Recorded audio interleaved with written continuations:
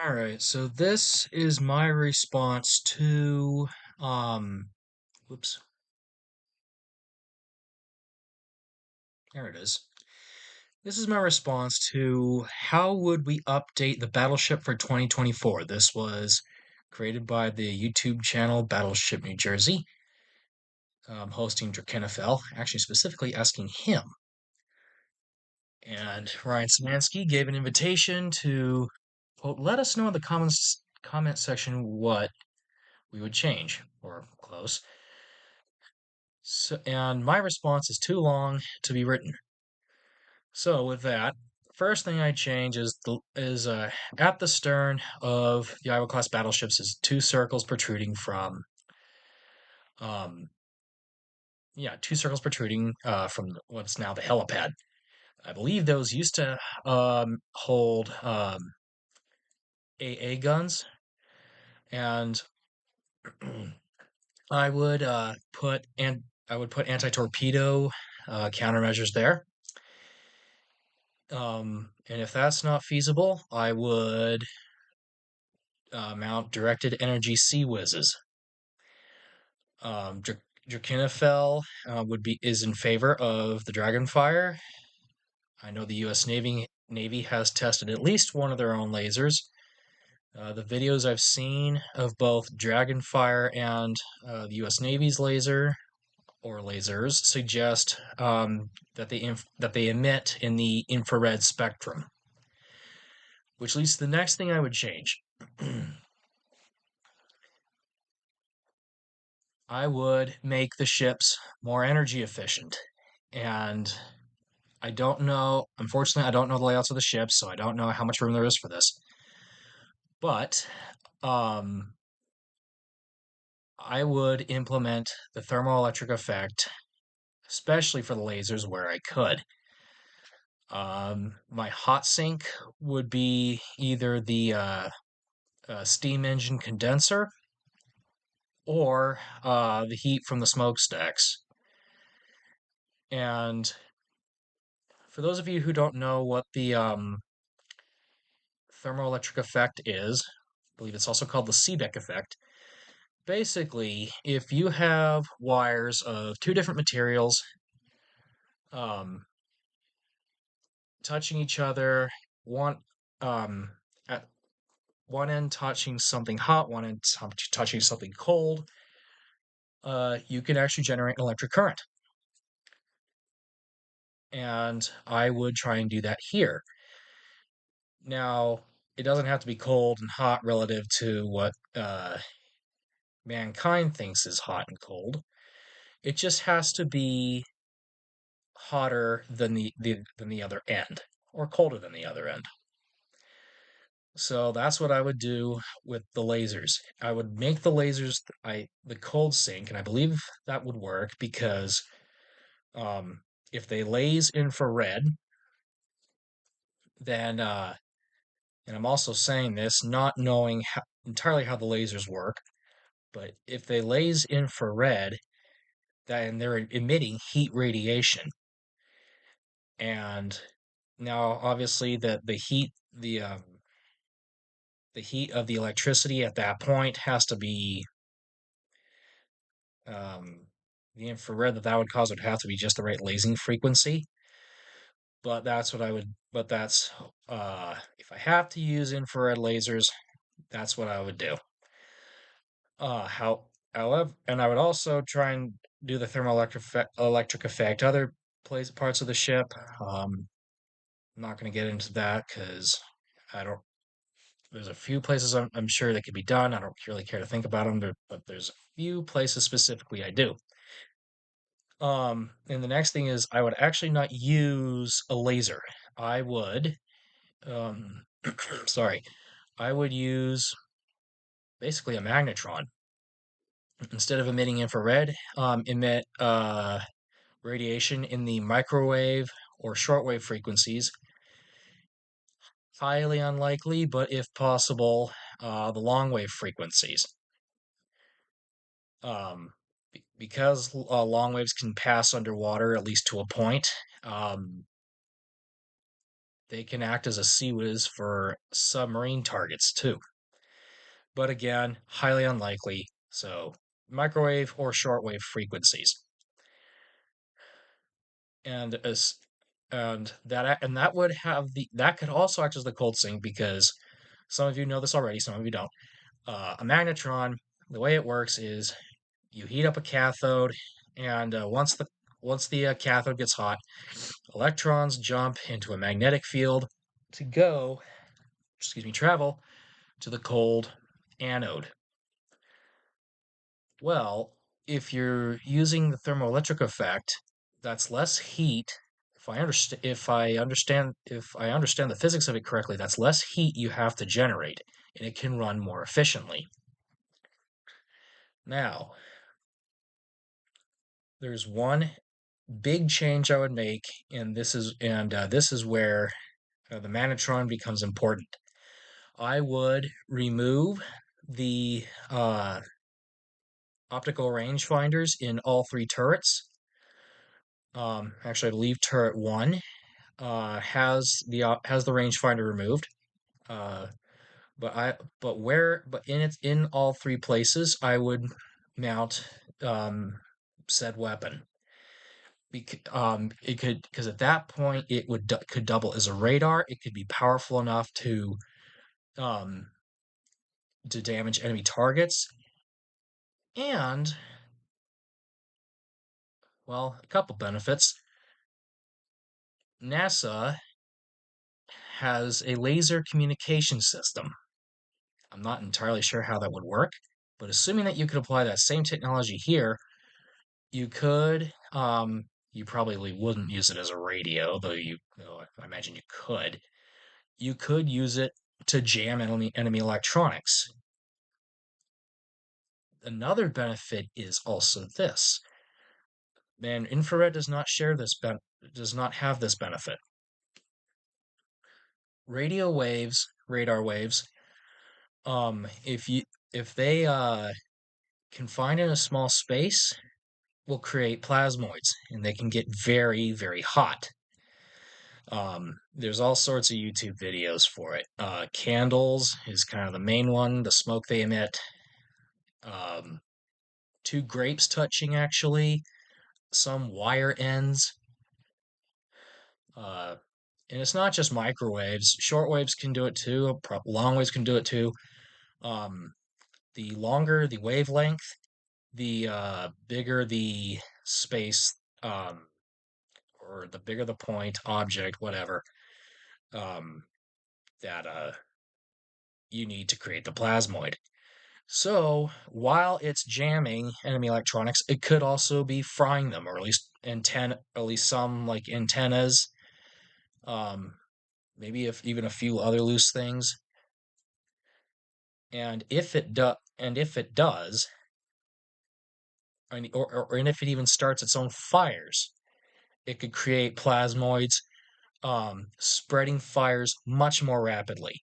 The plasmoids might even be big enough that they could even uh, basically, I don't know how else to say this, but basically act as a high explosive bomb, create a shockwave, thermobaric. There we go, thermobaric bomb. Uh, you could also do that with what I'm getting to next, which is uh, the shells. According to Ryan Szymanski, all battleship shells or battleship ammunition, 16-inch ammunition, sorry, was scrapped in 2012, or at least was maintained until 2012. And so they'd have to make new ammunition. I don't know enough about propellants to suggest a different one. However, there are shells that I would either bring back and make a 21st century version of it, or make new ones altogether. The first one, uh, Missouri, New Jersey's armor-piercing rounds were optimized for penetration at 45 degrees. I believe Ryan Szymanski stated that in another video on this channel. And Drachinifel in another video showed pictures of that shell disassembled. And the armor-piercing cap, I don't know, kind of comes in a little bit like this, creates an edge like right there with a flat top right in the middle. I would make a 21st century version of that shell. The first thing I will address will be uh, the armor-piercing cap. Instead of this design, I would make it a flat cylinder, maybe curving the edges a little bit. For extra penetration, you don't want the edge shouldn't lose its support too much, or it's not going to hold, and you don't really have an edge anymore. Also, presumably in World War II, that armor-piercing cap was made out of steel. I suppose it could have been made out of tungsten, but I would make the new armor-piercing cap out of uranium, uh, spent uranium, actually. So the U.S. It's weapon enthusiasts mostly know um, that the Abrams fires a uranium sabot. Most countries use tungsten, but the U.S., UK, and Russia use uranium. And the Abrams uses a self-sharpening round. For the, well, most of you watching this probably know what a sabot is. If you don't, it's basically a bunch of powder behind a can with an arrow that's about yay long um, inside it. And that's the main round the Abrams is known for. And it's self-sharpening. So it will retain its shape while passing through armor, or at least longer than most tungsten rounds will. It'll also leave behind that shaved off uranium, which is radioactive. And the U.S. Army says they use depleted uranium. There are reports that that uranium sabot is actually 2% uranium-236, which suggests spent uranium. So uranium that was used in the reactor, fuel's gone, and it's waste now, uh, due to the portions of the uranium-236 to the uranium-238. That makes it more radioactive, but not horribly so. It's not enough to make it a radiological weapon. It just contaminates the armor, forces the enemy to, and of course they can't really use it anymore because they're exposed to radiation. It forces them to clean the wound and take it out of action. That's the idea. And as long as it's meant for materiel and not personnel, I agree. Anybody who's actually hit by that arrow when it's fired is probably dead anyways. The radiation is going to do little to nothing to them. Well, I think the armor-piercing cap of a new 16-inch shell should be depleted uranium, spent uranium, and self-sharpening. Force the enemy to take their ship out of action and clean the wound. Now, the shell itself, I would base off of uh, the Bofors 40mm 3P round. I believe the 57mm gun, 57mm Bofors, uses it too. Also drawing inspiration from Northrop Grumman's guided 57mm shell. A lot of you here probably know about that gun and the round it uses, the 3P round, proximity fused, programmable, pre-fragmented. And basically what it allows is for the gun to have one shell for sea, air, and land targets. It has an armor piercing function for light armor. It can't really do much more than that. You can do proximity fused for air targets, time fused for smaller boats and entrenched troops. it can, but also for aircraft, it can do proximity fused with impact priority. So if it misses the aircraft, probably going to be a chopper. Um, it can burst, but if it's going to hit it, it will. They can also add a time gate to it so that it doesn't get jammed or fooled before it comes near it. And it's programmable at the gun when it's fired. Northrop Grumman's round is guided. I'm sure that how is classified, but it chooses its setting, whether it's a point detonation or proximity detonation, whatever. Um, when as after it's been fired, I would do that same computerization with with an armor piercing 16-inch shell. Probably it would probably that those electronics, the radar, the computer would be stored in the ballistic cap since there's not much there anyways. Um, Also, I'd vacuum out the air out of the ballistic cap just for just so it's less for the shell and the armor piercing cap to travel through once it finally hits a ship. And the shell itself, oh, sorry, the 3P round and presumably the Northrop Grumman's 57 millimeter round um, is pre-fragmented. It's the sides are filled with tungsten ball bearings, and 1100 actually in the 40 millimeter round. Unfortunately, ships are a lot faster than they were in World War II, and they're smaller. So I would have the shell be pre-fragmented, but I wouldn't use tungsten. I would use no, spent uranium again. Sorry, so used to saying depleted. And I wouldn't do BBs. I would do um, hold on, I gotta find what oh yeah, there it is. Hyperbolic tetrahedrons. So a tetrahedron is also um basically that is a triangular pyramid.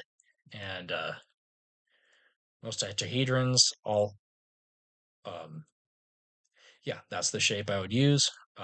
All sides are the same size. And however, I'd make it hyperbolic, which instead of being an equilateral triangle, it's curved. And that's to maximize armor piercing as much as possible. And of course, if this is possible, again, I don't know how self-sharpening rounds are manufactured versus normal sabos. Um, but that's what I would do, and I would make um the I would and instead of using a steel shell, I would use and actually instead of just using a separate compartment for um the fragments, I would put it right in the shell itself. And I wouldn't make the shell out of steel. I'd make it out of carbon fiber or something like it because the Bofors 40 millimeter 3P round still has that smoke tracer that they used in World War II. Um, but if the shell could disintegrate into pieces, like the finer the better, kind of be the smoke, great. And I would put the fragments in there, however thick, whether that's 4 inches thick, whatever. And I'd even do layer them. So like if this were the explosive charge, burster charge, sorry, in the shell, and then this is kind of the shell itself. Maybe right here you have a fragment. Maybe right here you have a fragment. I would have a smaller one here and just make them smaller and smaller and smaller, so that and just before the shell structure strength is compromised. The reason being for that is one, so that it could damage more of a large target, but also in a pinch, take out a small target. Or it would also work for shore bombardment. If troops are dug in, it could burst above. It could do it. It could burst above ground and spray big and small uranium tetrahedrons all over the place. Now, for those concerned that it might be radiological warfare, um, one of the benefits of when you bleed is it cleans some of the wound by flushing it out. Presumably, it would do the same. There's also a good chance if one of those fragments touches you, then the radiation is the least of your problems. So that is what I would. So that's one shell I would do. I'd even be tempted to do a pre a oh, forgot to mention this. That armor piercing shell should be proximity fused because on the likely chance it's going to not have a direct hit, it should at least get a proximity hit. And those fragments could still do some real damage. Now, the next one I would do, maybe I would even do a high capacity version of that shell. But um what I would also do is actually a fuel air explosion shell or fuel water because because I mean the chances are that shell's going to land in the water and needs to be able to do both. And so the explosive, I don't know what explosive to use for a armor piercing 16-inch shell, but for my own high capacity shell, uh, I would use sodium, one of the alkali or alkaline metals, um, because they react with water. They also, I believe, and can even at least sometimes react with the air, especially if it's flying at Mach 2 or Mach 3, whatever. Yeah, there's a good chance it'll react. So if it enters the ship and gets shredded along the way, that would disperse the metal, and hopefully there's enough sparks to light it afire, make it explode. It may and those metals may have to be in powder form to really get that effect. But if they miss, likely they will. They hit the water, they can explode near the ship below the water line. But also on top of that, that chemical reaction releases hydrogen and will ignite once touches air at that point. So you've got an explosion below and above water. I would also maybe even consider aluminum powder because aluminum also reacts with, or at least aluminum. I don't know if, at least in its powder form, reacts with water, and hopefully with those kinetic energies, it would react very quickly. If it's dispersed in a ship, it could explode, set fires, because magnesium and um, aluminum both produce a lot of light and a lot of heat. That's the shell I would use. These are the modifications I would make to Battleship New Jersey and the Iowa class.